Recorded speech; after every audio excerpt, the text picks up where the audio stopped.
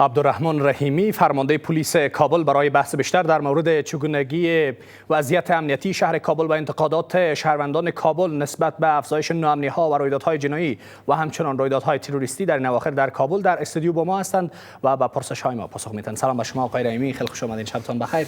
اولا بیاین در مورد مشکلات امنیتی کابل که حالا در حال افزایش است به یک شکل رویدادهای جنایی و این مسئله سبب شده که هم بازرگان هم شهروند عادی این شهر و پایتخت تشویش داشته باشند، شما چه پاسخ دارین؟ و اونا میگن که اصلا امنیت فیزیکی و روانی ندارن. بسم الله الرحمن الرحیم. سلام عرض میکنیم فرمان صاحب به شما، خبرنگارای محترم، تلویزیون طلوع و کارکنای تکنیکی تان و همچنان برای بینندگان محترم که ما و شما را از طریق تلویزیون طلوع یا طلوع نیوز میبینن. میایم به پاسخ به سوال شما.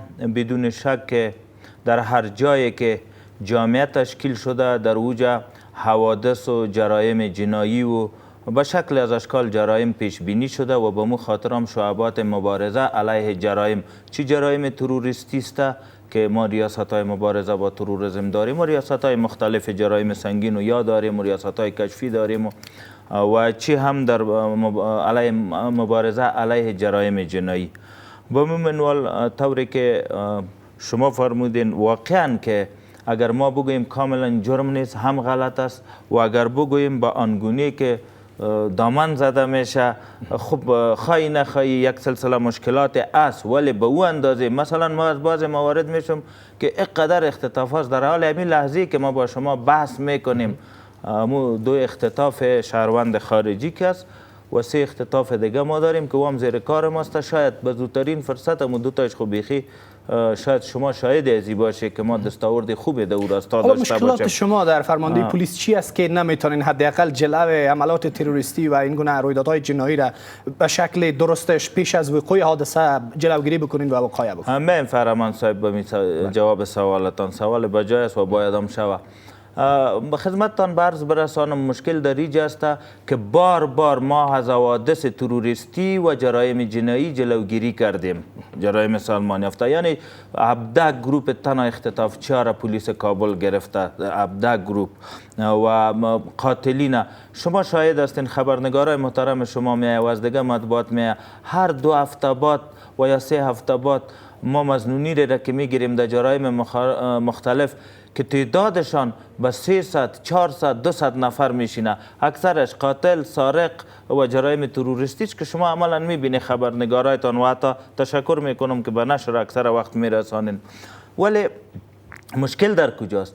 زمانی که ما عمق مظنونین میگیریم و متهمین میگیریم و شهود مدارک اثباتی هر چیز سرش موجود است، این فقط در میازهان اما یک دفعه در خبر تیر میشه که اینق مظنونین گرفتار شد، یعنی امو قدری که گرفتار شده از چندین وقوع واقع جلوگیری شده، ولی یک واقعی که میشه بدون شک نباید شود، وطنان ما را باید حفظ بکنیم و باز او چون واقع شده تبعیض او شهید داریم، او تلفات داریم، او اذهان مردم هم مخشوش میسازه. ولی اگر بیلانس کنیم به تعداد گرفتاری که تیم کابل کرده، چی امنیتی ملی، چی پلیسی ملی و چی تیم مشترک ما، اگر این بیلانس کنیم به مراتب گرفتاری های ما زیاد است، به مراتب. ولی یک واقعی که میشه متاسفانه که او در جهان پیشرفته هم جناب فرمان میشه، این در جهان پیشرفته میشه، ولی ما در این خود مکلف میدانیم. چیزی که ما با گفتن به ملت خود داریم اویی است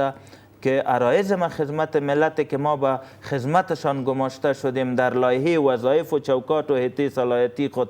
به تنهایی پلیس فکر میکنم هیچ جای در هیچ جای از دنیا نمیتونه همکاری بدریغ مردم و هر دستاوردی که ما داریم بدون شک به شکل از اشکال مردم شریف ما که ما یک همکاری در مورد کرده. آخرین رویداد که علی اتفاق قرار بود بفته و یک حادثه خونین دیگر را بیافرینه، شما 4 مظنون را گرفتار کردین که اون هم با مهر بهشت آمده بود. بگوین که اینها با چه سازمان‌های ارتباط داشتن، از کدام جناح بودن، کیا بودن، در زمینه اینها دیگه کسا هم هستند که حالا در تلاش برهم زدن امنیت کابل هستند؟ بله، دشمنای صلح و ثبات از این وطن بدون شک فرمان صاحب همیشه در صدد عزیز تا هموطنای ما را به غم بشانند، تا هموطنای از هموطنای ما قربانی بگیرن.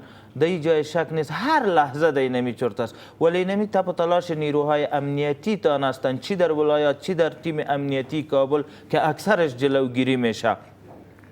و اینی گروپ تروریستی را که ما گرفتیم گروپ منظمی بود، رهبری میشد و شما دیدین در تصاویر بچه جوانای نوجوانای بودند که اونا را به شکل از اشکال شستشوی مغزی کردند و حتی در کمرشان مهر زدند، در بازویشان حتی توسط شیشه بازوهایشان شک کرده بود که مدت 2 هفته اینا لنگدوانی شده بود، واسکت برش عیار کرده بود که ذریعه مو واسکت بیای باز در شهر کابل یک فاجعه که یکیش باید انتحار کنه و سه تا ازی تهاجم کنه و مسائل زیادی بود که خوشبختانه پیش از اینکه این عمل تروریستی را اینا به سر برسانند، پلیس کابل تانست که اینا را دستگیر کنه و مثل از چندین گروپ ها را ما گرفتیم و از یک فاجعه کلان جلوگیری شده.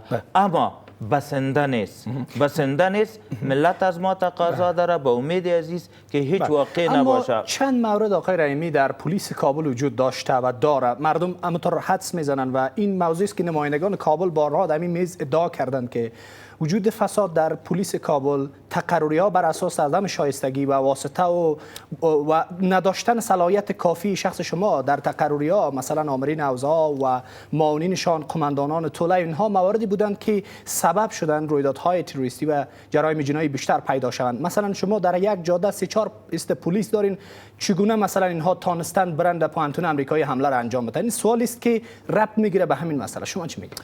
خب اول راجع به پوانتون امریکایی میگم که بدون شک نباید جوانای خود در اوج از دست میدادیم، ولی اگر به حساب تخلیه و وقتش بگوین بسیار خوب تخلیه شد بسیار، اما متاسفانه جوانای خود یک چند نفر اوج از دست دادیم که نباید میشد. میایم به خود اون موقعیت از اوج، شما مشاهد هستین که در اوج در موقعیتی است او پانتون که به جنوب از او اکثر قطعات اردوی ملی اویا هستند و اینا با استفاده از یونیفرم اردوی ملی با 2000 ساله آماده بودند و استحکاماتی که شده بود و از طرف اونمو لیسه مسلکی نابینایان که ناجوان مردانه به هیچ چیز یا به شفاخانه صرفه نمیکنن، به دیگه جای نمیکنن. این مشکلات داریم. مشکل در اینجا است. راجع به جزء سوال دومتان بیایم فرمان صاحب.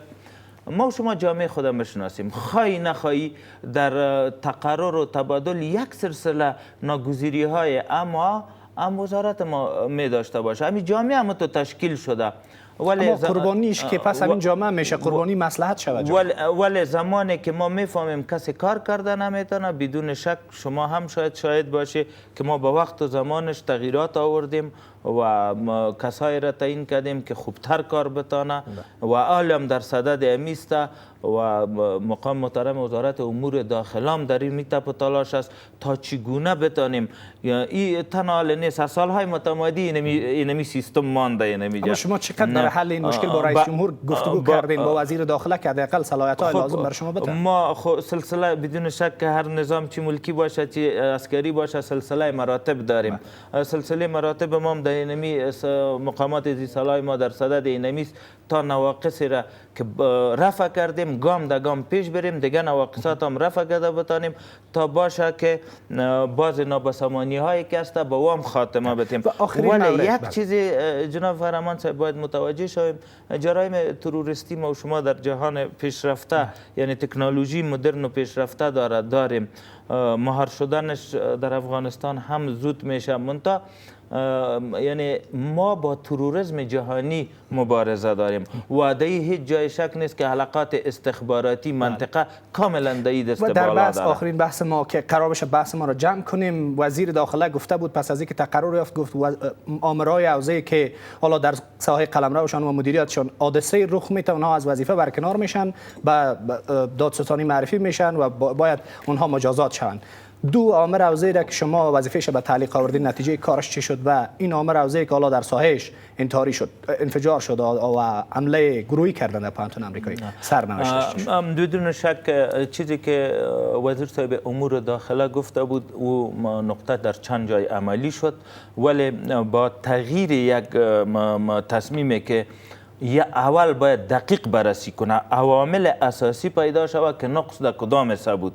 فقط اینمی دو موضوع به خاطر اونمو معطل است که می عوامل اساسی پیدا شود باز همون نقطه که ما در اونجا نقص داشتیم او را اصلاح بکنیم. به یک شکلی فراموش میشه این مسئله تا که عواملش پیدا شد. فرمان من فکر میکنم که بسیار جدی در این بررسی هیئت مشخص با هیئتی که از طرف زون کابل تعیین شده با هیئت مشترک وزارت امور داخله یک جا کار میکنه و به اساس هدایت مقام محترم وزارت امور داخله این بررسی ها بسیار به شکل جدیش است. در صورتی که شناخته شود یا نقطه چینی شود اون نواقص بدون شک که او برداشته میشه و اون نواقص اصلاح میشه. و در آخر چی اطمینان برای مردم کابل داریم برای تامین امنیتشان که همواره نگران هستند و هر روز ما یک خبر داشتیم که نگرانی ما فرمان صاحب بسیار ما امیدوار هستیم که اینمی عرض ما را با دقیق بشنوین و هموطنای ما بشنوه.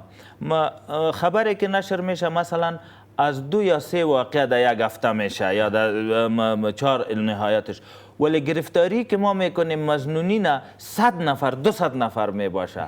یعنی واقعیت است که یعنی کس خبرم نمیشه ولی اون ما گرفته میریم. یعنی کسی نماند از چنگال قانون، از کشف ما، از تعقیب ما، از به چنگال قانون سپردن ما هیچ کس نمانده و ما حاضر هستم هر گپی که شده باشه ما مظنونش پیش روی میدیا و مطبوعات استاد، چون همیشه استاد کردیم استاد میکنیم و من بعد به خاطر از اینکه نمی سوالا حل شده باشه جناب فرمان یک سوال دیگه هم باقی مونده که ما ایتو حاضر هستم که دیگه بعد از این امی مظنون از امی پس کلیش ما تو بگیریم و بگوییم که این نیو مظنون است که اونو جرم کرده بود که نشر شده بود. به اینمی شکل ما این تعهد شما را ما دنبال میکنیم. آخرین مورد همین میست که پلیس کابل رویدادهای جنایی و هراس افغانانه را پنهان میکنه از دید رسانه‌ها. این ادعا است که در این هفته از سوی نهادهای دفاع از رسانه‌ها صورت گرفته و بحث بعدی هم روی همین مسئله است. یک چیز فرمان صاحب ما برات میگویم مطلع عام است میگه شنیدن کی بود مانند دیدن. ما سخت با رسانه هیچ از این باک نداریم که یک جرم یک جای میشه و رسانه او را بگیره. به خاطر از این ما متحد بایستیم اگر رسانه او را بگیره یا نگیره ما خودم مکلف میدانیم. به خاطر از این تالیف اجرا کردیم 10 سال قرآن ماندیم ما پشت از او میگردیم. زمانی که میگردیم خوب است که رسانه او را بگیره و ما شریک با نهادهای پشتیبان رسانه هم شما هماهنگی داریم. بخی هماهنگی داریم همیشه که برای ما اینمی حالا که جمعی آمدیم دوست ما که برای ما زنگ زدن ما در یکی از عملیات ها در یکی ولسوالیا بودیم و اونموج عملیات تنظیم کردیم بسیار به شکل چیز که باش دوستای ما خفه نشه و بیایم هر حقایقی است. سپاسگزارم از حضور شما عبدالرحمن رحیمی فرمانده پلیس کابل. تشکر از شما.